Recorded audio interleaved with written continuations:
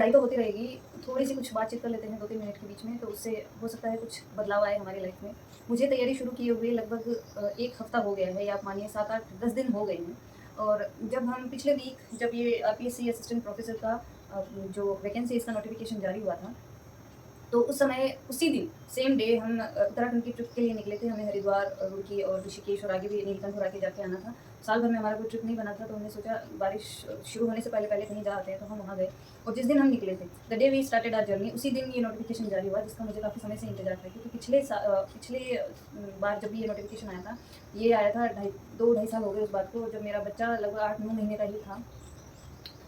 उस समय मैंने की थी तैयारी, और उस समय मेरी सिस्टर आ गई थी, और डेढ़ पौने 2 महीने आप मान के चलिए मैंने जम के पढ़ा था। हालाँकि शादी के बाद मेरी प्रिपरेशन वगैरह इतनी नहीं होती है, आप सबको पता है इतनी नहीं हो पाती है। लेकिन बच्चा होने के बाद में जैसे ही नोटिफ़िकेशन निकला, मैंने 3 से 4 साल का मेरा गैप आ गया था। मैंने नेट क्वालीफाई किया था 2017 में। उसके बाद मेरी पढ़ाई छूट गई थी, शादी हो गई थी, जॉब वगैरह के चक्कर में भी पढ़ाई नहीं हो पाती थी इतनी। तो एट लास्ट जब नोटिफ़िकेशन आया आरपीएससी का लास्ट टाइम, पिछले से पिछले साल लगभग सितंबर में उसका एग्ज़ाम होना था। तो वो जब जारी हुआ तब मैंने तैयारी शुरू की।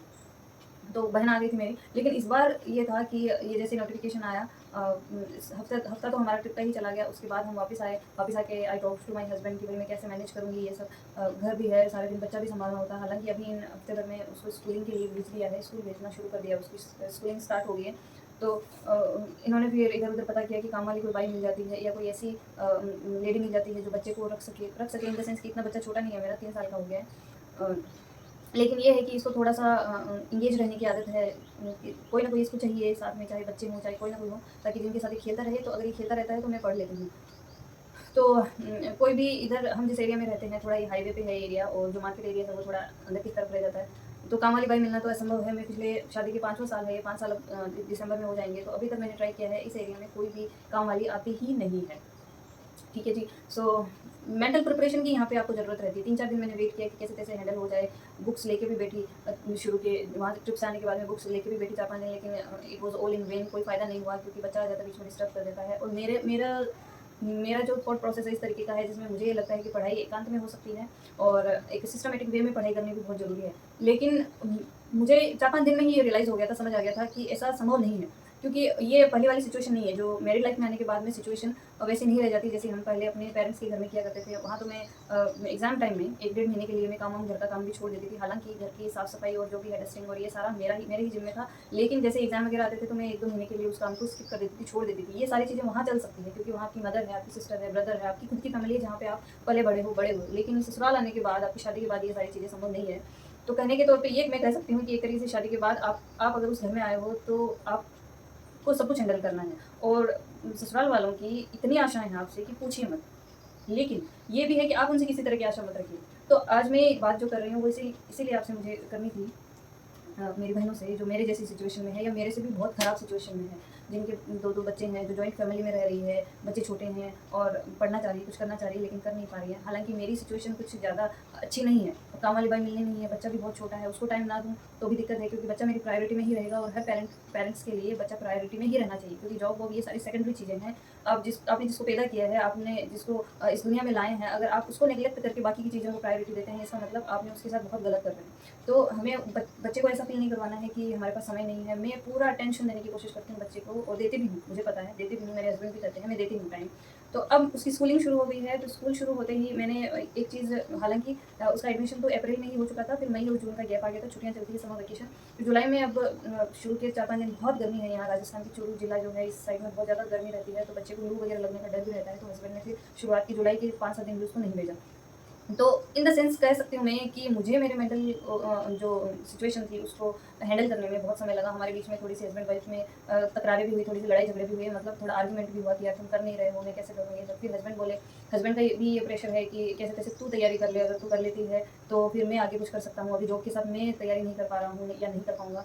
और उनकी पहले तैयारी नहीं की हुई थी। पिछले साल भी पिछली बार भी जब नोटिफ़िकेशन आया था आरटीसी के, जब एग्ज़ाम्स हुए थे, तब भी ये दिक्कत थी कि उनकी जॉब का वर्क जो था वो बहुत ज़्यादा था, लगभग 6-7 बजे आते थे वो शाम को। तो सुबह निकलना, शाम को आना, फिर थकना, फिर थोड़ा-सा बच्चा भी आपको परेशान करता ही है, पापा के लिए तो देखिए करता ही, क्योंकि पापा पूरे दिन घर पे नहीं होते हैं, तो फिर वो चाहता है कि पापा मुझे फुल अटेंशन दें।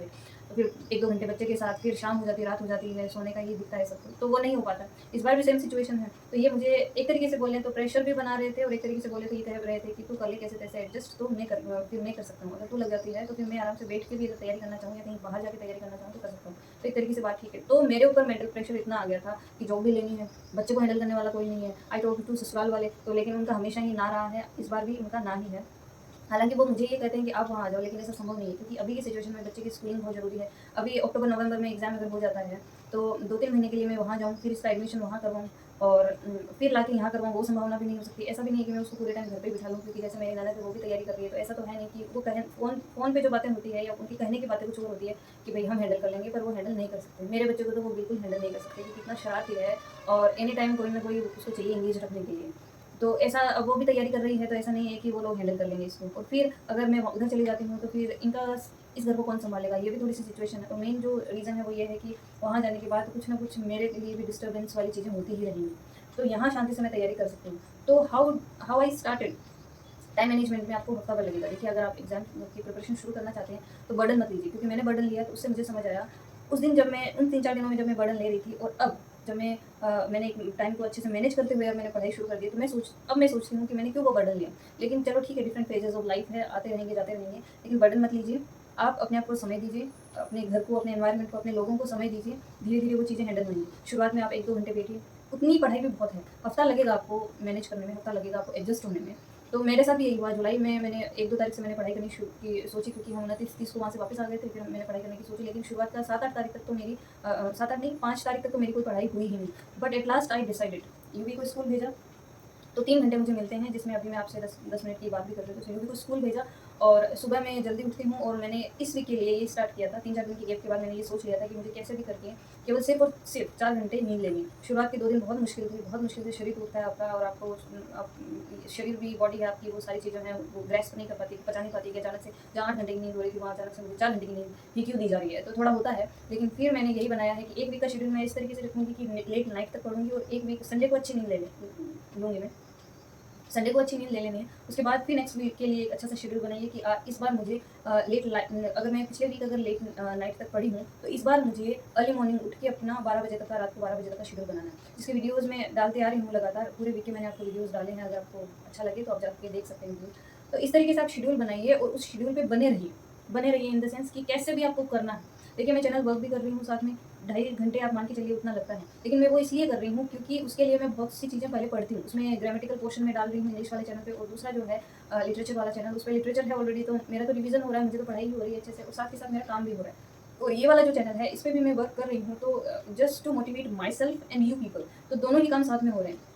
अच्छा जी, सुबह का काम है, उसके लिए निश्चित करिए कि मुझे 1.5-2 घंटे के अंदर-अंदर साफ-सफाई, झाड़ू, पोछे, बर्तन, कपड़े जो भी करने हैं, रोटी वगैरह सारा कंप्लीट करना। आपका नहाना-धोना भी उसी में इंक्लूड रहेगा। अगर बच्चा है तो बच्चे को नहलाना-धुलाना भी उसी में इंक्लूड रहेगा। जैसे मैं 7 बजे उठती हूँ, रात को 3 बजे सोती हूँ, फिर 4 घंटे की नींद तो एसेंशियल है, इतनी नहीं होगी तो फिर मैं पागल हो जाऊँगी। लेकिन अब नॉर्मल है मेरे लिए। 7 बजे फिक्स मैं उठती हूँ, 7 से सवा 7 हो जाती है, इससे ज़्यादा मैं नहीं होने देती। फिर मैं यूवी को उठाती हूँ, फटाफट से सफाई वगैरह, फ्रेश होके सफाई वगैरह करती हूँ, और फिर मैं नहाने चली जाती हूँ। इधर यूवी भी पानी-वानी पी के फ्रेश हो जाता है। उसकी भी अच्छी आदतें बन रही है, पानी पीता है, फ्रेश होता है, मीन्स एक अच्छा रूटीन बन रहा है हफ्ते भर में। मतलब आपको बहुत से चमत्कार और मैजिक्स देखने को मिलेंगे, यकीन मानिए ऐसा होगा। फिर वो इधर से मैंने साफ-सफाई की, उधर से वो फ्रेश वगैरह होता है, ब्रश वगैरह करता है, इतने में मैं साफ-सफाई कर लेती हूँ। मेरा ये टारगेट रहता है कि वो जितने में खत्म करता है, उससे पहले मुझे ये काम खत्म करना है, और अच्छे से करती हूँ। ऐसा नहीं है कि बस एवें ही फटाफट कर देना, क्योंकि मुझे साफ-सफाई का बहुत शौक है, और मुझे एक दिन का भी इधर से उधर, अभी तो आपको थोड़ा-सा मेस मिल जाएगा अराउंड, क्योंकि मैंने इसको इग्नोर कर रही हूँ कि अभी तो ध्यान मत दे इन चीज़ों पे, अभी तो ध्यान देगी तो तेरा जो टारगेट है वो तेरे हाथ से निकल जाएगा। तो ये छोटी-मोटी चीज़ें हैं, बच्चा घर में है तो चीज़ें थोड़ी मेसी रहेंगी, तो उन पे ध्यान मत दीजिए, लेकिन फिर भी अच्छे से मैं करती हूँ। उसके बाद जैसे ही मैं नहाने जाती हूँ, तो वो प्रेफ़र करता है मेरे साथ नहाना, तो फिर मैं उसको नहलाती हूँ, पहले उसको नहला के मैं नहा के फटाफट से निकल के आती हूँ बाहर, फिर उसको मैं लिटा देती हूँ, उसको कुछ ड्राई फ्रूट्स वगैरह दे देती हूँ, कुछ वो खा लेता है, और इधर खा रहा होता है, उधर मैं उसके पराठे वगैरह तैयार कर देती हूँ, रोटी बना लेती हूँ साथ के साथ ही। वो हो जाता है, इतने में ये भी नहा के आ जाते हैं, तैयार होते हैं, फिर इनको मैं नाश्ता देती हूँ, खाते-पीते वो निकल जाते हैं। Means this is the schedule. तो इस शेड्यूल के साथ मैंने अपने आप को मैनेज करना सीखा है इस पूरे वीक में। तो 9 साढ़े 9 हाईएस्ट होता है जब मैं पढ़ने बैठ जाती हूँ। अगर कई कारणों से मैं नहीं बैठती हूँ, जैसे मुझे लगता है कि नहीं, मुझे मेरी फिजिकल एक्सरसाइज़ वो कमी है थोड़ी-सी, थोड़ा-सा समय खुद को सँवारने में लगाना है, या 2-5 मिनट होता है वो ज़्यादा नहीं होता है कि मैंने कुछ और मेकअप-वेकअप कुछ ऐसा है नहीं। तो उसमें करते हुए फाइनली मैं 10 बजे बैठ जाती हूँ। फिर उसके बाद में 1 बजे तक नॉन स्टॉप पढ़ाई होती है, उसमें मुझे सब्ज़ी बनानी होती है, तो उसका 10-15 मिनट मैं एक्स्ट्रा लेके चलती हूँ। मैं 1 बजे की बजाय उठ जाती हूँ या इस तरीके से 15-20 मिनट में उनके आने तक सब्ज़ी भी तैयार हो जाती है। उसके बाद 2 घंटे मैंने निश्चित कर रखे हैं कि इनको देने हैं। इन द सेंस कि खाना खाना है, बच्चे को टाइम देना है, उसको बर्डनिंग करनी है, उससे बातचीत करनी है, एवरीथिंग इज़ इंक्लूडेड देयर। हो सकता है मेरी भी नैप 15-20 मिनट की मैं एक नैप लेना ज़रूरी समझती हूँ, अगर मुझे थकान फ़ील होती है तो। उसके बाद मेरा 3 बजे वापस मैं लगभग बैठ जाती हूँ। बीच में कभी होते हैं गेस्ट आ जाते हैं या कोई आ जाता है तो भी कोई नहीं चलता है, उनका अमूमन टाइम यही रहता है क्योंकि वो इनके साथ ही आते हैं अगर आते हैं तो। ये लोग 1 बजे आते हैं तो इनके साथ ही जैसे इनका ऑफ़िस का कोई व्यक्ति आ गया या एक्स-वाई-ज़ेड जो भी है, तो 3 बजे तक वो भी सलट जाएँगे, चले जाएँगे। 3 बजे मैं फिर बैठ जाती हूँ और कोशिश मेरी ये रहती है कि मैं योगी को सुला दूँ। तो उसको सुला के फिर मैं 1 डेढ़ घंटे, 2 घंटे, 5 बजे तक मुझे पढ़ना होता है क्योंकि 5 बजे फिर ये आ जाते हैं और इनके कलीग वगैरह आ जाते हैं। मुझे वो टाइम भी अच्छा लगता है क्योंकि हम चाय-वाय बना के साथ में बैठते हैं, थोड़ी गपशप कर लेते हैं, इधर-उधर की बातें हो जाती है, 15-20 मिनट अच्छा लगता है, माइंड फ्रेश हो जाता है। फिर मुझे 5-6 बजे तक वापस बैठना होता है, उसके लिए मैं इनको बोलती हूँ कि आप योगी को कैसे भी एडजस्ट करिए, इसको बच्चों के साथ बाहर खिलाइए या आपको कहीं बाहर जाना है, कोई सामान लाना है ग्रोसरी वगैरह का तो वो ले आइए, कहीं और जाना आउटिंग के लिए तो जाइए, इसको ले जाइए। तो घंटे 2 घंटे आप आराम से बाहर रहिए। तो मैं घंटे 2 घंटे वहाँ पढ़ती हूँ। उसके बाद मैं शाम के काम में लग जाती हूँ, जो मुझे 1 घंटे में खत्म करना होता है उसमें रोटी होती है, सब्ज़ी होती है, बर्तन होते हैं, किचन की पूरी सफाई होती है, उसके बाद मैं खुद नहाती हूँ, उसके बाद आके मैं खाना खाती हूँ, तो 1 से डेढ़ घंटे खाना खाने का वो इंक्लूड करें तो 1 से डेढ़ घंटे लग जाता है। उसके बाद थोड़ा-सा यूवी के साथ टाइम स्पेंड करती हूँ, उसका होमवर्क भी करवाना होता है, तो वो करवा देती हूँ। मीन्स फुल टाइम मैं उसको दे रही हूँ। उसके बाद उसको वापस मैं उसके पापा के हैंडल कर देती हूँ, फिर मैं जाके बैठ जाती हूँ अंदर 1, 2, 3 घंटे की पढ़ाई करके और उसमें चैनल का जो काम है उसको भी थोड़ा-सा पढ़ लेती हूँ अच्छे से इन डीप ताकि मैं अच्छे से आप लोगों के लिए एक्सप्लेन कर सकूँ और फिर मैं चैनल का काम करने बैठती हूँ और लगभग मुझे ढाई से 3 बज जाते हैं उसको काम को करते-करते। लेकिन अब मुझे आदत हो गई क्योंकि मैंने ऐसा किया है। तो मैनेज करना, एडजस्टमेंट करना ये हम महिलाओं के लिए कोई स्पेशल बात नहीं है, हम बहुत अच्छे से कर सकते हैं। तो आप लोग अगर कुछ करना चाह रहे हैं तो एक शेड्यूल बनाइए, एक तरीके से एक टाइम को मैनेज करते हुए कि इतने इतने समय में मुझे इतना काम कर लेना है, इतने समय में मुझे इतनी पढ़ाई कर लेनी है, ये करके चलिए। टाइमर ज़रूर सेट रखिए तो आपको इससे क्या होगा, नेट जो टाइम है आपका जो आपने रियल टाइम जो आपने अपनी पढ़ाई को दिया है वो आपके सामने आएगा तो आपको माइंड अपने आप आपका रिलैक्स हो जाएगा। क्या 7-8 घंटे पढ़ाई करी, 9 घंटे पढ़ाई करी, बहुत अच्छा। मतलब सैटिस्फैक्शन रहेगा एक। तो आज के लिए बस इतना ही। अगले वीडियो में कुछ और नई बातों के साथ मैं फिर आऊँगी आपके सामने।